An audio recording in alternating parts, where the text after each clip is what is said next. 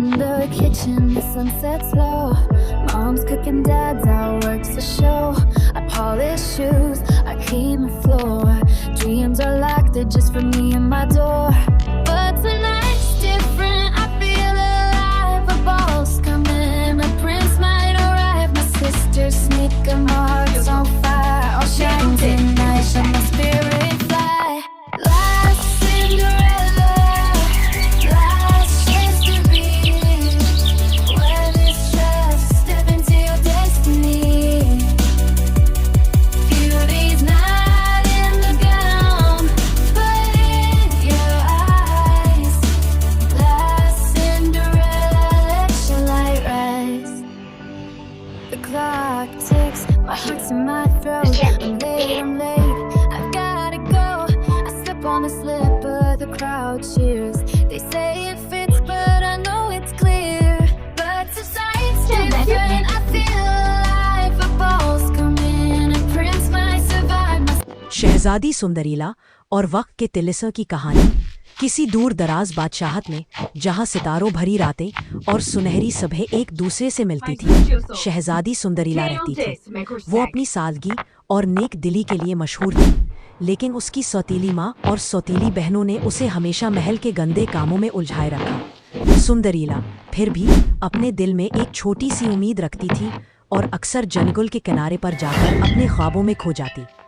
एक दिन जब वो जंगल में एक पुराने दरख्त के नीचे बैठी थी, उसकी मुलाकात एक लकड़हारे से हुई जिसका नाम रहीम था। रहीम एक मामूली सा आदमी लगता था, लेकिन उसकी आंखों में एक गहरा राज छुपा था।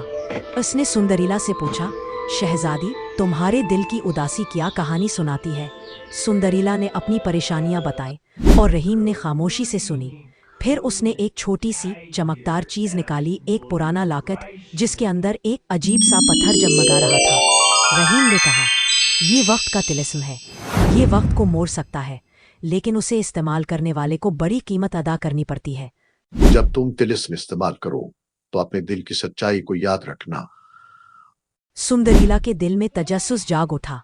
उसने रहीम से पूछा कि वो इस तिलिस्म से क्या कर सकती है। रहीम ने बताया कि तिलिस्म उसे माजी या मुस्तकबिल में ले जा सकता है, लेकिन उसे एक राजदार दुश्मन से बचना होगा, एक साई की जादूगरनी जो वक्त के तिलिस्म को चराने की कोशिश कर रही थी। रहीम ने सुंदरीला को खबरदार किया कि अगर जादूगरनी ने तिलिस्म हासिल कर लिया तो वो पूरी बादशाहत को हमेशा के लिए अंधेरे में डुबो देगी। सुंदरीला ने फैसला किया कि वो तिलिस्म की हिफाजत करेगी और उसे इस्तेमाल करके अपनी और बादशाहत की किस्मत बदलेगी। रहीम ने उसे एक जादुई चादर दी। इस रात जब महल सोता था, सुंदरीला ने लॉकेट खोला और तिलिस्म को छुआ।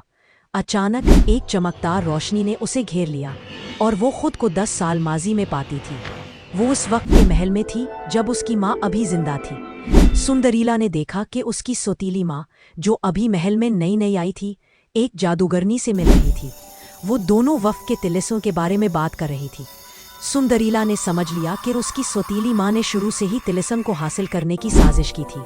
माजी में सुंदरीला ने अपनी माँ से मिलने की कोशिश की, लेकिन तिलिस्म ने उसे खबरदार किया कि वो तारीख को ज्यादा तब्दील नहीं कर सकती, वरना वक्त का तवाजुन बिगड़ जाएगा। उसने अपनी माँ को एक खत लिखा जिसमें तिलिस्म की हिफाजत का राज छुपा था और उसे एक खुफिया जगह पर रख दिया।